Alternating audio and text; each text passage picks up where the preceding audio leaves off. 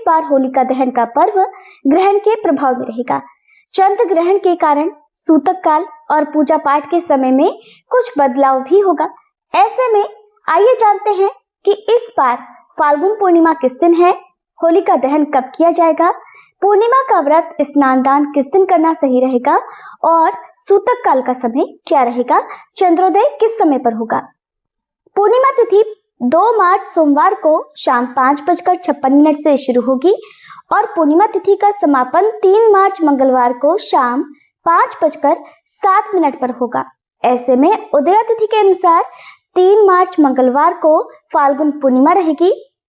श्री सत्यनारायण व्रत भी इसी दिन रहेगा। पूर्णिमा का व्रत और स्नान दान भी इसी दिन किया जाएगा। चंद्र ग्रहण भी 3 मार्च मंगलवार को ही लगेगा।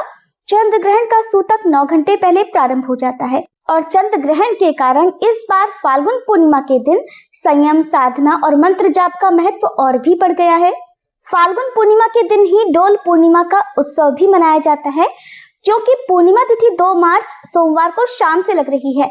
ऐसे में कुछ जगह पर हमारे देश के कुछ हिस्से ऐसे हैं जहां पर इस बार 2 मार्च सोमवार को डोल पूर्णिमा का उत्सव मनाया जाएगा और 3 मार्च मंगलवार को ब्रह्म मुहूर्त सुबह 5:13 से 6:01 तक रहेगा, जिस समय में आप सुबह पूर्णिमा का स्नान कर सकते हैं, मंत्र जाप पूजा कर सकते हैं। सूर्योदय होगा सुबह 6:50 पर, सूर्यास्त होगा शाम 6:26 पर। इस दिन अभिजीत मुहूर्त दोपहर 12:15 से 1:02 तक रहेगा, जो कि दान आदि करने के लिए सर्वोत्तम माना जाता है। राहु काल दोपहर 3 बजे से 4:30 बजे तक रहेगा और इस बार पूर्णिमा तिथि के दिन भद्रा भी लग रही है।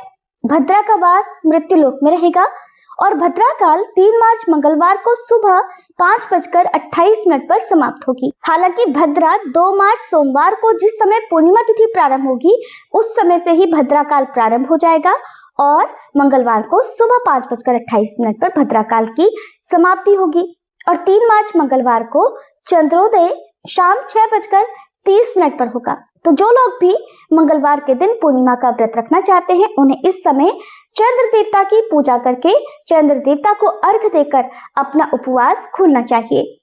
होलिका दहन का शुभ मुहूर्त 3 मार्च मंगलवार को ग्रहण की समाप्ति के बाद सूतक काल की समाप्ति के बाद होगा, जो कि शाम 6:26 से रात 8:50 तक रहेगा। क्योंकि 3 मार्च मंगलवार को होलिका दहन किया जाएगा तो इसलिए इस बार होली का त्योहार अगले दिन यानी 4 मार्च बुधवार को चैत्र प्रतिपदा तिथि में मनाया जाएगा।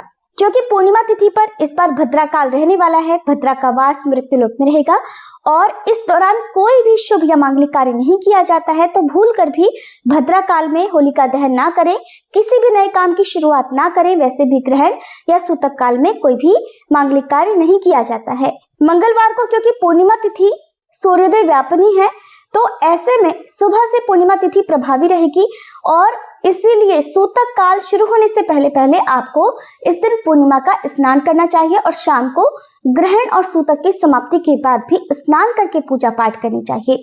सूतक काल या ग्रहण की कुल अवधि में मंदिर की मूर्तियों को स्पर्श करने से बचना चाहिए।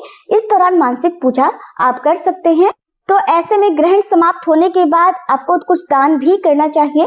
तो 3 मार्च की शाम को ग्रहण और सूतक काल की समाप्ति के बाद या फिर अगले दिन बुधवार को सुबह सफेद वस्तुओं जैसे चावल, दूध, दही या वस्त्रों का दान करना शुभ रहेगा, जिससे चंद्रमा मजबूत होगा और जीवन के तमाम तरह के कष्ट भी दूर